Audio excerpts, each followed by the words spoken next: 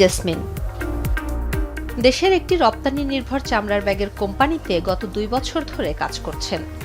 যত্ন আর দক্ষ হাতের ছোঁয়ায় তিনি প্রতিদিন যে ব্যাগ তৈরি করেন সেটি আজ দেশের বৈদেশিক মুদ্রা আয়ের অন্যতম হাতিয়ার হয়ে উঠেছে। তার এমন দক্ষতা শুধু দেশকে বৈদেশিক মুদ্রাই এনে দিচ্ছে না, বরং জেসমিনের আত্মবিশ্বাসও বাড়িয়েছে। ভবিষ্যতে ব্যাগ নিয়েই এগিয়ে যাওয়ার ইচ্ছা জেসমিনের। স্বপ্ন দেখেন তিনিও এমন ব্যাগের কারখানা করবেন, যা তাকে দেশের শীর্ষস্থানীয় বৈদেশিক মুদ্রা আয়কারীর সম্মান এনে দিবে। এমন স্বপ্ন দেখেন এই কারখানায় কাজ করা অন্যান্য কর্মীরাও। সব কাজ শিখছি, একবার ইনপুট থেকে আউটপুট পর্যন্ত সব কাজই আমি জানি। নিজেকে আবার চাকরি করে যাচ্ছি, বড় হব, এটাও স্বপ্ন আছে। তখন শিখে বাইরে যাই, আমার দেশে যাই আর কি। আমি একটা কিছু মানে ফ্যাক্টরি দিলাম, নিজেরও দিতে পারে, সেটাই। একটা সম্পূর্ণ ব্যাগ বানানোর ইচ্ছা আমার আছে। এই জায়গায় সম্পূর্ণ মানে ভালো একটা পর্যায়ে যাব, যেটা আমার নিজের হাতে বানানো পুরো একটা কাজ একটা বাহিরে দেশে যায়, মানে এটা আমার নিজে ভালো লাগবে, এটা আমার গর্ব।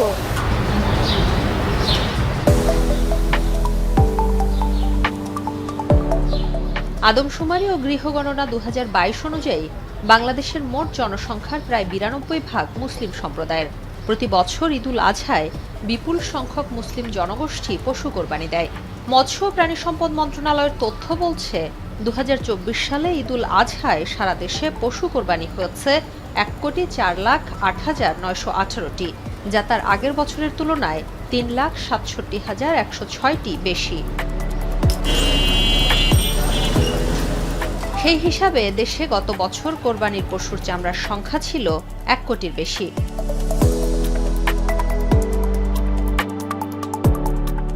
তবে Bangladesh finished leather goods and footwear exporter অ্যাসোসিয়েশনের দেয়া তথ্য বলছে 2024 সালে সরকারিভাবে দেশে কোরবানির পশুর চামড়া পাওয়া গেছে 1,10,00,000। কিন্তু হতাশার বিষয় হচ্ছে এই বিপুল সংখ্যক চামড়া রপ্তানিযোগ্য পণ্য তৈরিতে ব্যবহার করতে সক্ষম নয় বাংলাদেশ। তথ্য বলছে আন্তর্জাতিক বাজারে চামড়াজাত পণ্য রপ্তানিতে বাংলাদেশের অবদান 1%-ও কম। বর্তমানে বাংলাদেশ থেকে বিশ্বের বিভিন্ন দেশে জুতা, ব্যাগ, বেল্ট সহ অন্যান্য লেদার গুডস রপ্তানি হচ্ছে। এসব পণ্যের মধ্যে জুতার বাজার প্রসারিত হলেও গত 2 বছর ধরে কমেছে ব্যাগের বাজার। 2023-24 অর্থ বছরের জুলাই থেকে মার্চ পর্যন্ত সময়ের তুলনায় 2024-25 অর্থ বছরের একই সময়ে চামড়ার ব্যাগের রপ্তানি কমেছে 7% বেশি। কিন্তু এর কারণ কি? বিশেষজ্ঞদের মুখ থেকেই শুনবো সে কথা। এলডব্লিউজি সনদ কারখানা বাড়াতে হবে, আপনার লেবার রাইটসগুলো বাড়াতে হবে, এনভায়রনমেন্ট যে ইস্যুগুলো আছে সেগুলোকে আপনার নজর দেওয়া লাগবে। এবং 2026 সালের পরে এনভায়রনমেন্ট ইস্যুগুলো কিন্তু অনেক বেশি আরও প্রকট হবে। আপনার ধরেন সেই জায়গায় আমরা কিন্তু এখনও কাজ করছি না বা কাজ করতে পারি নাই। এবং আপনারা দেখবেন অনেকগুলো ফ্যাক্টরি আছে যারা ভালো ফ্যাক্টরি বা এলডব্লিউ, তারা কিন্তু ওই এস্টেটের বাইরে, সাভারিয়ার বাইরেই ম্যাক্সিমাম ক্ষেত্রে। তার মানে হচ্ছে কি আমাদের প্রথম পলিসি মিস্টেক হয়েছে যে আমরা হাজারিবাগ থেকে সাভারে যাওয়াটা ভুলভাবে গেছি। আমরা হচ্ছে গ্লোবাল শেয়ার অফ র হাইটস যদি দেখি, বাংলাদেশের শেয়ার হচ্ছে 3.5%। এটা কিন্তু কম না, এটা বড়। কিন্তু আমরা যদি দেখি যে শেয়ার ইন গ্লোবাল লেদার এক্সপোর্টে আমাদের শেয়ার হচ্ছে মাত্র 0.7%। তার মানে হচ্ছে কি একটা মিসম্যাচ আছে। আপনি যদি 3%, আপনার 3.5% আপনার যদি র হাইটসের শেয়ার হয়, আপনি যদি কিছু ভ্যালুয়েশন করেন তাহলে তো এটা 7%, 8% হওয়া উচিত। কিন্তু আমরা উল্টো দিকে গেছি। আপনার ধরেন আমাদের হচ্ছে 0.7%। তো তার মানে হচ্ছে কি যে আমরা আমাদের লেদারের প্রাথমিক পর্যায় থেকে উচ্চ পর্যায়ে যেতে পারছি না। এবং সেখানে কি হচ্ছে, একটা বড় অংশ চলে যাচ্ছে চায়নাতে বা অন্য জায়গায় র প্রোডাক্টে।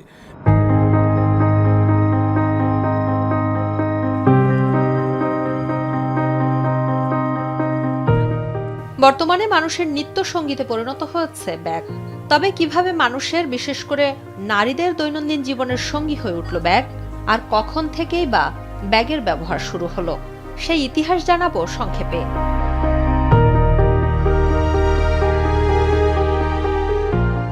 ইতিহাস বলছে ব্যাগ কোনো নতুন উদ্ভাবন নয়।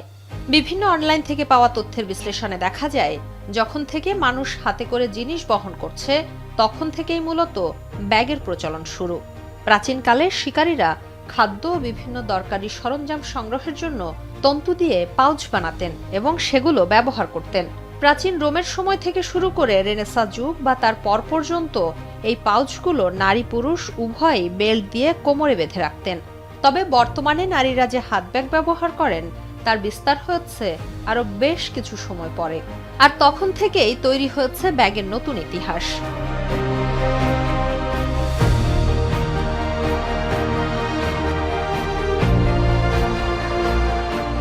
এরপর ধীরে ধীরে নারীদের কাছে ব্যাগের গ্রহণযোগ্যতা বাড়তে থাকে। 20 শতকের শুরুর দিকে হাতলওয়ালা লাগেজের মতো ছোট আকারের নতুন ব্যাগের প্রচলন শুরু হয়। শতাব্দীর পরিবর্তনের সঙ্গে সঙ্গে ব্যাগ হয়ে ওঠে নারীদের বাইরের প্রতিটি কাজের সঙ্গী। বর্তমানে নারীদের চিন্তা চেতনা এবং সাংস্কৃতিক প্রেক্ষাপটের প্রতিচ্ছবি হয়ে ওঠে তার ব্যাগ। একসময় ব্যাগ ছিল মানুষের প্রয়োজন, এখন সেটি পরিণত হচ্ছে ফ্যাশনের অংশে। তবে ফ্যাশন হোক বা প্রয়োজন, ব্যাগের স্থায়িত্ব নিয়ে এর ব্যবহারকারীর মনে শঙ্কা থাকেই। আর এ কারণেই তাদের আস্থা চামড়ার ব্যাগে, যদিও দিন দিন সেই আস্থায় ভাগ বসিয়েছে আর্টিফিশিয়াল লেদার বা কৃত্রিম চামড়া।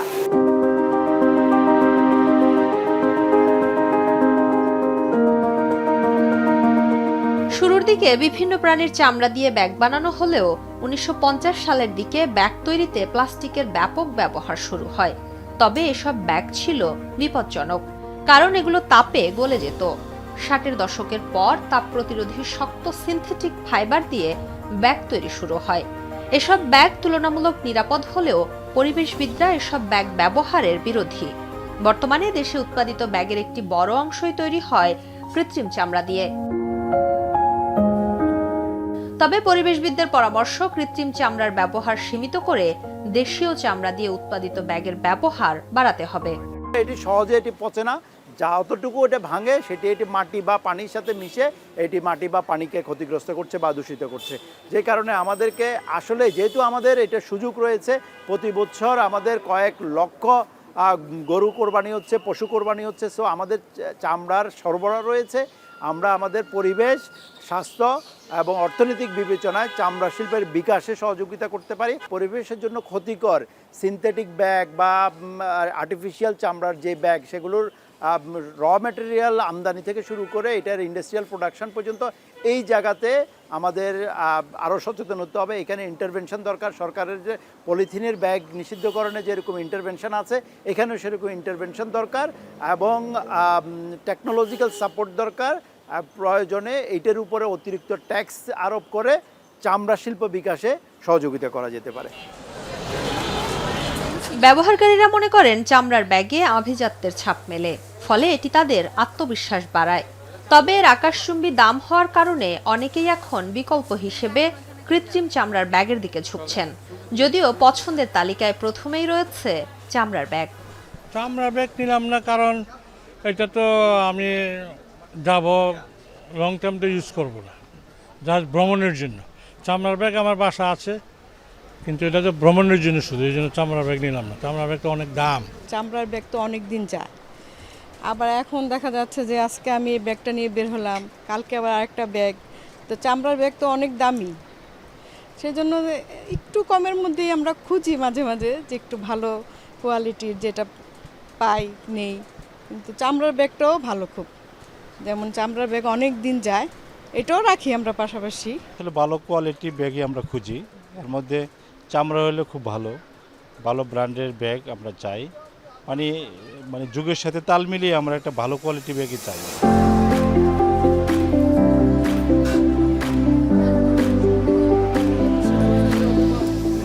এদিকে ব্যাগের বাজার ঘুরে দেখা যায় দেশীয় বাজারে চামড়ার ব্যাগের চাহিদা খুব বেশি না।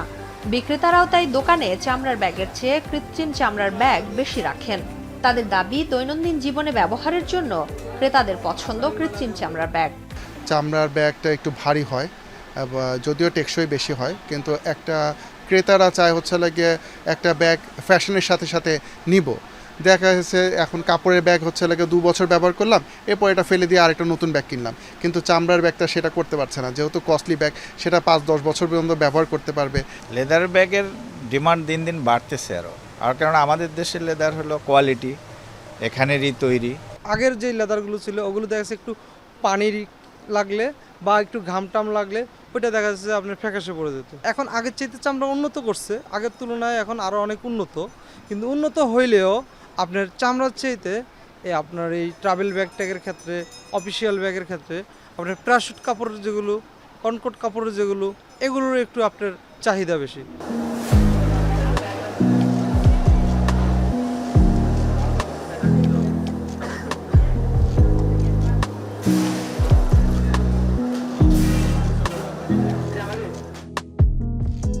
বর্তমানে চামড়া ও চামড়াজাত পণ্যের বৈশ্বিক বাজার $440 বিলিয়ন। দিন দিন বৈশ্বিক বাজার আরও বড় হলেও এর সঙ্গে বাংলাদেশের রপ্তানি বাড়েনি। রপ্তানি উন্নয়ন ব্যুরোর তথ্য অনুযায়ী 2016 সালে বিশ্বে চামড়াজাত পণ্য অর্থাৎ জুতা, ব্যাগ, বেল্ট ইত্যাদির বাজারের আকার ছিল প্রায় $21,749 কোটি। 2024 সালে সেটি বেড়ে $28,270 কোটি দাঁড়ায়। গত 8 বছরে এই বাজার বড় হয়েছে প্রায় 30%। তবে গত 2016-17 অর্থ বছরে দেশ থেকে চামড়াজাত পণ্য রপ্তানি হয়েছিল $100 কোটি। পরের টানা 3 বছর এই রপ্তানি কমেছে। সবশেষ 2023-24 অর্থ বছরের 11 মাসে চামড়াজাত পণ্যের রপ্তানি ছিল মাত্র $83 কোটি। কেন চামড়াজাত পণ্য বিশ্ববাজারে আশা জাগাতে পারে না, কি বলছেন উৎপাদনকারীরা? আমাদের লাস্ট ফিউ ইয়ার্স আমাদের কিন্তু কুরবানি হয় আমাদের মানে গরমের দিনে, সামার সিজনে, এবং কোরবানির র লেদারগুলো যখন আমরা প্রিজার্ভ করি বা আমরা যখন এটাকে লবণ লাগাই, তখন কিন্তু যে সময়টা আমরা লবণ লাগাই তখন কিন্তু অলরেডি এটা গ্রেনটা কিছুটা ড্যামেজ হয়ে যায়, যে কারণে আমরা কিন্তু র হাইটগুলোকে কিন্তু কোয়ালিফাইড র হাইট এই মুহূর্তে পাচ্ছি না। সো এটা কিন্তু আমাদের একটা প্রবলেম। আর এখন যে মার্কেট আমাদের দেশি র লেদার, এটার মূল প্রবলেম কিন্তু আমাদের যে ট্যানারিগুলো আছে এই সাভার বিসিকের ভিতরে, এগুলার LWG সার্টিফিকেট পাচ্ছে না ওনারা, যে কারণে আমাদেরকে LWG সার্টিফাইড রিকোয়ার্ড যে কাস্টমার তাদের কাছে কিন্তু আমরা প্রোডাক্ট বিক্রি করতে পারতেছি না। রপ্তানির জন্য দ্বার খুলে দিতে হয়। এক্ষেত্রে সরকারকেও একটু সামনের দিকে সুযোগ সুবিধা করে দিতে হয়। প্রত্যেক দেশে প্রত্যেক কোন কোন জায়গায় আমাদের দূতাবাস আছে, কীভাবে ওসব দেশের সাথে আমাদের কোলাবোরেশন বাড়ানো যায়, কিভাবে আমাদেরকে এক্সিবিশনের ব্যবস্থা করে দেওয়া যায়। তারপরে সরকারের যে ট্যাক্সটা কমিয়ে, ট্যাক্স ভ্যাট দুটোই দেওয়া লাগবে, কিন্তু সেটাকে সহনশীল মাত্রায়। একটা উদ্যোক্তা কতটুকু স্ল্যাব, তার কতটুকু রেভিনিউ হলে, কতটুকু ট্রানজ্যাকশন হলে, ইয়ারলি প্রফিট লস হলে তার জন্য এত % ভ্যাট, এত % ট্যাক্স আরোপ করা। আমাদের গভর্নমেন্টের পলিসি এখনও পর্যন্ত সেই জায়গায়, আমাদের রাজস্ব বিভাগ ওই জায়গাটা এখনও পৌঁছায় না। চামড়ার ক্ষেত্রে গভর্নমেন্টের বড় ধরনের একটা ইনিশিয়েটিভ নিতে হবে। ছোট ছোট যারা উদ্যোক্তা আছে, ইনসেন্টিভ, প্রণোদনা যেটা বললেন আর কি, প্রত্যেকটা ক্ষেত্রেই প্রণোদনা দিচ্ছে। আগেরকার প্রণোদনা কাটছাট না করে একটা নির্দিষ্ট মেয়াদ পর্যন্ত গভর্নমেন্ট বলে দিক আমি প্রণোদনা চাই না, ঠিক আছে? কারণ ফ্যাক্টরি রান করলে এমনিতেই কিছু না কিছু লাভ হবেই, প্রণোদনা চাই না। কিন্তু গভর্নমেন্টকে আগের থেকেই একটা সিদ্ধান্তে আসতে হবে যে আমি 30 সাল পর্যন্ত প্রণোদনা দিব, এর মধ্যে তোমরা তোমাদের ফ্যাক্টরিটা সাজায় নাও, তারপর থেকে আমি প্রণোদনা বন্ধ করে দেবো। হুট করে গভর্নমেন্ট আজকে চাইলো একটা সিদ্ধান্ত দিল, কালকে আর একটা সিদ্ধান্ত দিল, এরকম সিদ্ধান্তে হবে না।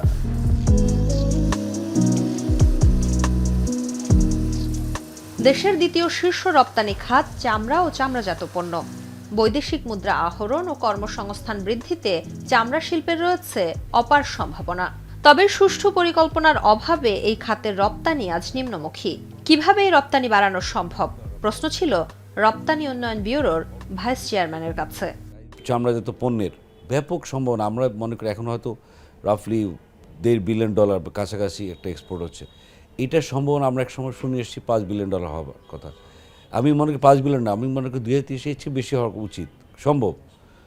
এই ক্ষেত্রে সবাইকে এগিয়ে আসতে হবে। ব্যাগের জন্যে আমাদের একটা নতুন সুযোগ উকি দিচ্ছে। এখন আমরা কতখানি এটা সুবিধাটা নিতে পারবো, আমাদের উদ্যোক্তা, আমাদের সরকারের নীতিগত সহায়তা এবং একটা বিদেশি বিনিয়োগ, এগুলো একটা দরকার।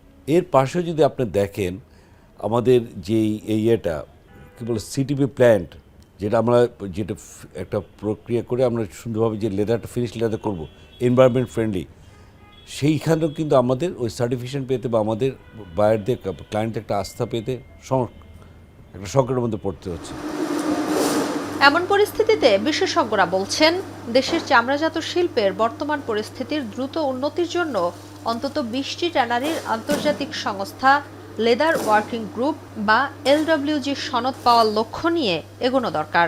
এজন্য সেন্ট্রাল এফ্লুয়েন্ট ট্রিটমেন্ট প্লান্ট বা CETP পুরোপুরি কার্যকর করার উদ্যোগ নেওয়া দরকার বলেও মত তাদের। এখানে যেহেতু আমরা জানি যে লেবার ইস্যুগুলো সলভ করতে হবে, এটা সরকার উদ্যোগ নিতে হবে, আপনার ধরেন ILOর মাধ্যমে অন্যান্য মাধ্যমে নিতে হবে, এবং 26-এর পরে এই জিনিসগুলো আরও কঠিন হয়ে যাবে, তখন আমাদের করতেই হবে এই জিনিসগুলো। সেগুলো যদি করতে পারি আমরা, আমাদের এনভায়রনমেন্ট ইস্যুগুলোকে সলভ করতে হবে। হ্যাঁ, আপনার ধরেন যে আমাদের ETPটা ঠিকমতো চালাতে হবে, ETPর পারফরমেন্সটা ভালো করতে হবে, গোজাম মিল দিয়ে কিছু হবে না। আপনার ধরেন এখানে ইন্টারন্যাশনাল অডিটগুলো ফেস করতে হবে। হ্যাঁ, ইন্টারন্যাশনাল মার্কেটে আমাদের এই যে যত নাম্বার অফ ফ্যাক্টরি বাড়বে আপনার LWG, সেগুলো আমাদের এক্সপোর্ট বাড়ানোর সুযোগ করবে। সুতরাং সেদিকে নজর দেওয়া উচিত। আমাদের এখন টার্গেট করা উচিত কি, যে আগামী 2 বছরে আমরা 6টা থেকে কয়টা যেতে পারি। Can you move to 16, another 10? That should be our first target.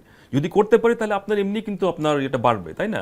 But আমি যদি না করে শুধু ইনসেন্টিভ চাই, ইনসেন্টিভ দিয়ে আমার কিন্তু খুব বেশি আমরা যেতে পারবো না। আমি মনে করি যে ইনসেন্টিভ ছাড়াও যে জিনিসগুলো এই ফ্যাক্টরিকে ভালো করবে সেগুলোতেও নজর দেওয়া উচিত। Incentive is one factor, it is not the only factor. হ্যাঁ, এটা কিন্তু সাফিসিয়েন্ট ফ্যাক্টর না আমার কাছে মনে হয়।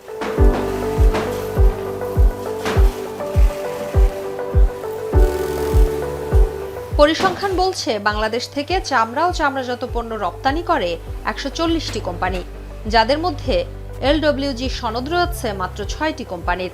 অথচ প্রতিবেশী দেশ ভারতে LWG সনদ রয়েছে 139টি কোম্পানির, আর চীনে এই সংখ্যা 103টি। LWG সনদ না থাকার কারণে বাংলাদেশ কম দামে কাঁচা চামড়া রপ্তানি করে এবং পরবর্তীতে বিভিন্ন দেশ থেকে আবার বেশি দামে ফিনিশড লেদার কেনে পণ্যের মান ঠিক রাখার জন্য, যা চামড়াজাত পণ্য উৎপাদন এবং রপ্তানিতে বড় বাধা।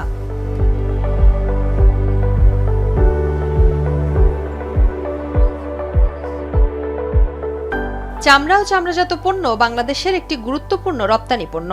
পোশাক শিল্পের পরই যার অবস্থান। 80 দশক থেকে এই শিল্পের নানা সমস্যার কথা বলা হলেও একে একটি সুষ্ঠু কাঠামোর মধ্যে আনা যায়নি। পোশাক খাতের প্রতি নজর বেশি থাকায় তা অনেক দূর এগিয়েছে। তবে সুদৃষ্টি দিলে দেশের শিল্প বিকাশে চামড়া ও চামড়াজাত পণ্য বড় আকারে ভূমিকা পালন করতে পারে বলে মত বিশেষজ্ঞদের। 2021 সালের পর থেকে বিশ্ববাজারে বাংলাদেশের চামড়া এবং চামড়াজাত পণ্যের রপ্তানি ক্রমশ কমেছে, যার প্রভাব পড়েছে ব্যাগেও। 2023-24 অর্থ বছরের জুলাই থেকে মার্চ পর্যন্ত সময়ে বাংলাদেশ থেকে চামড়ার ব্যাগ রপ্তানি হচ্ছে 252 মিলিয়ন মার্কিন ডলারের, যা 2024-25 অর্থ বছরের একই সময় কমে দাঁড়িয়েছে 234 মিলিয়ন মার্কিন ডলারে। ফলে দেশের অর্থনৈতিক ভিত শক্তিশালী করতে এবং দেশীয় চামড়ার ব্যবহার যথাযথভাবে নিশ্চিত করতে এই খাতের প্রতি সরকারের আরও দৃষ্টি দেওয়া প্রয়োজন বলে মনে করছেন চামড়া খাত সংশ্লিষ্টরা। শম্পা বিশ্বাস, এখন, ঢাকা।